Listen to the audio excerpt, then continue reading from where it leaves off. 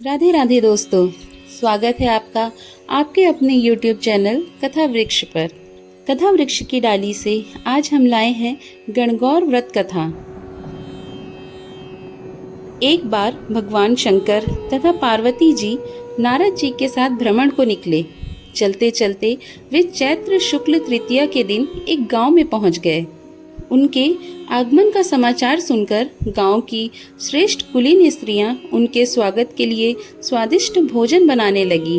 भोजन बनाते बनाते उन्हें काफी विलंब हो गया, किंतु साधारण कुल की स्त्रियां श्रेष्ठ कुल की स्त्रियों से पहले ही थालियों में हल्दी तथा अक्षत लेकर पूजन हेतु पहुंच गई। पार्वती जी ने उनके पूजा भाव को स्वीकार करके सारा सुहाग रस उन पर छिड़क दिया। वे अटल सुहाग प्राप्ति का वरदान पाकर लौटी। तत्पश्चात उच्च कुल की स्त्रियां अनेक प्रकार के पकवान लेकर गौरी जी और शंकर जी का पूजन करने पहुंची। सोने चांदी से निर्मित उनकी थालियों में विभिन्न प्रकार के पदार्थ थे। उन स्त्रियों को देखकर भगवान शंकर ने पार्वती जी से कहा, तुमने सारा सुहाग रस तो साधारण कुल की स्त्रियों को ही दे दिया, अब इन्हें क्या दोगी?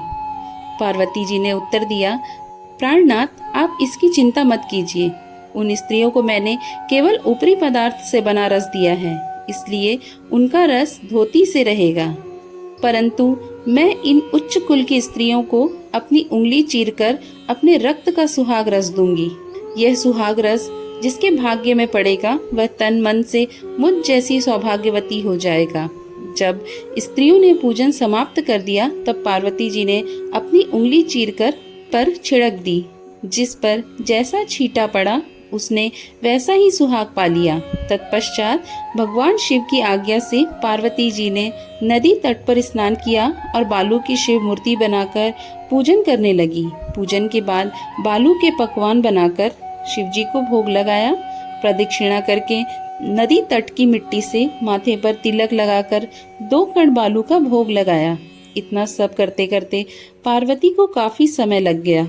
काफी देर बाद जब वे लौट कर आईं तो महादेव जी ने उनसे देर से आने का कारण पूछा। उत्तर में पार्वती जी ने झूठ ही कह दिया कि वह मेरे भाई भवाज आदि मायके वाले मिल गए थे, उन्हीं से बातें करने में देर हो गई। परंतु महादेव तो महादेव ही थे, वे कुछ और ही लीला रचना चाहते थे। अतः उन्होंने पूछा, पार्वती, तुमने नदी के तट पर पूजन करके किस चीज का भोग लगाया था और स्वयं कौन सा प्रसाद खाया था? पार्वती जी ने पुनः झूठ बोल दिया, स्वामी, मेरी भावज ने मुझे दूध भात खिलाया, उसे खाकर मैं सीधे यहाँ चली आ रही हूँ। यह सुनकर शिवजी भी दूध भात खाने की लालच में नदी तट की ओर चल दिए। पार्वती दुविधा में पड़ गई। तब उन्होंने मौन भाव से भगवान भोले शंकर का ही ध्यान किया और प्रार्थना की, हे भगवान, यदि मैं आपकी अनन्य दासी हूँ तो आप इस समय मेरी लाज रखिए। यह प्रार्थना करती हुई पार्वती जी भगवान शिव के पीछे पीछे चलती रही। उन्हें दूर नदी के तट पर माया का महल दिखाई दिया। उस महल के भीतर पहुंचकर वह देखती हैं कि वहां शिव जी के साले तथा सलहज आदि सपरिवार उपस्थित हैं। उन्होंने गौरी तथा शंकर की भावभीना स्वागत किया। वे 2 दिन तक वहां रहे। तीसरे दिन पार्वती ने शिव जी से चलने के लिए कहा, पर शिव जी तैयार नहीं हुए। वे अभी और रुकना चाहते थे। तब पार्वती जी रूठकर अकेले ही चल दी। ऐसी हालत में भगवान शिव जी को पार्वती के साथ चलना पड़ा। नारद जी भी साथ साथ चल दिए। चलते चलते वे बहुत दूर निकल आए। उस समय भगवान सूर्य अपने धाम को पधार रहे थे।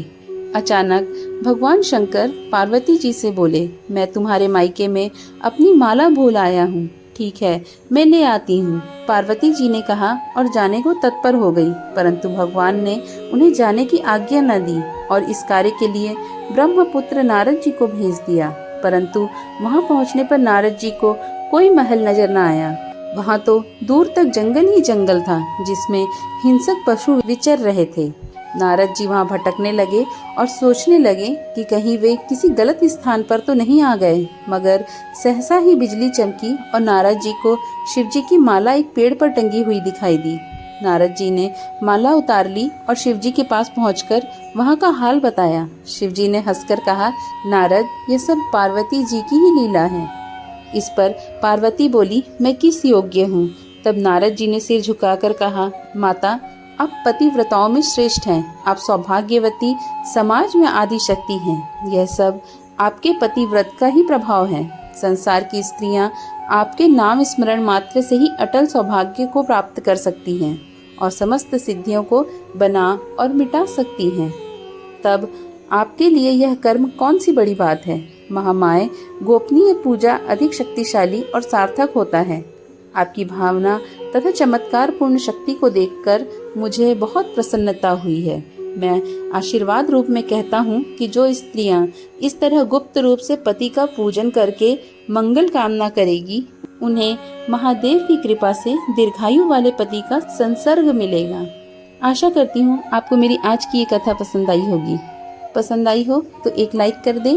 चैनल पर नए हों तो चैनल को सब्सक्राइब कर लें। साथ ही बेल आइकॉन बटन दबा लें, जिससे मेरे आने वाली वीडियो की जानकारी आपको प्राप्त होती रहे। राधे राधे।